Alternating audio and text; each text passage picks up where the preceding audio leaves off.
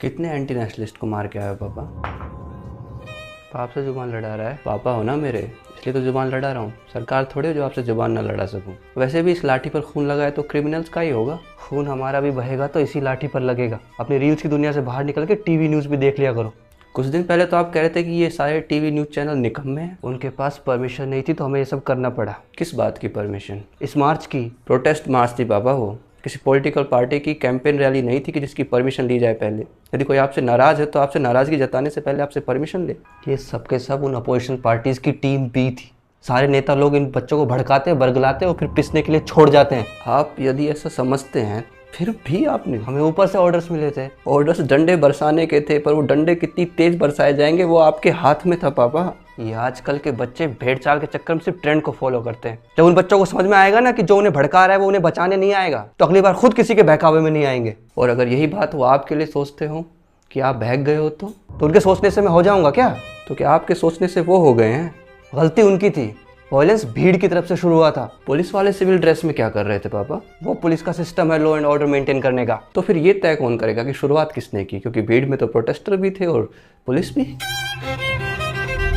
तो उनकी साइड ले रहा है जो लोग एंटी हिंदू जोक्स मार रहे थे। तो जिन्होंने जोक्स मारे उन्हें कितने डंडे मारे आपने? वे लोग वहाँ थे ही नहीं। पर कानून के हाथ तो बहुत लंबे होते हैं ना पापा। किसी ने कोई कंप्लेंट फाइल ही नहीं की उनके खिलाफ, हम एक्शन कहाँ से लेते? तो आप खुद कंप्लेन लिख लेते। क्या आपका सारा गुस्सा सिर्फ कमेंट सेक्शन तक सीमित था क्या? जिस चीज़ की नाराज़गी के चलते आपके अंदर इतनी नफरत हो गई कि आप बच्चों पे डंडे बरसाने को जस्टिफाई करने बैठे हो, तो क्या सिर्फ उस गुस्से के चलते हुए आपसे एक कंप्लेन फाइल नहीं की गई? जबकि बात तो बहुत पहले से हो गई थी। जब तुम्हें पॉलिटिक्स का पी भी नहीं पता तो उसके बारे में बात मत करो, ठीक है? तुम्हें पता भी है ये जितनी भी पार्टियां धरने होते हैं उन सब की फंडिंग्स कहाँ से आती है?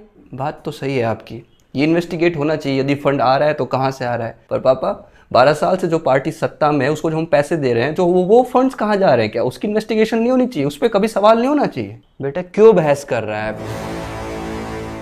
डर क्यों रहा है? बेटा किसी नेता का वीडियो देखा क्या डंडे खाने का? देख बेटा, जब तक ये लड़ाई जुबान की तब तक इन नेताओं की, और जैसे ही लड़ाई आमने सामने की तब जनता की और हमारी। पापा वो बच्चे सिर्फ अपने करियर के लिए आए थे। बेटा वे लोग लड़ रहे थे ताकि उन्हें रोजगार मिले, और हम लोग लड़ रहे थे ताकि हमारा रोजगार बचा रहे। हम भी खुश नहीं है ये सब करके, हम तो सिर्फ अपनी ड्यूटी कर रहे थे। हाँ पापा, आप ड्यूटी पे जाने से पहले ना ये भूल गए थे। बेटा तुम्हें नहीं समझ में आएगा, तुम जाओ और अपनी वो यूपीएससी की तैयारी करो।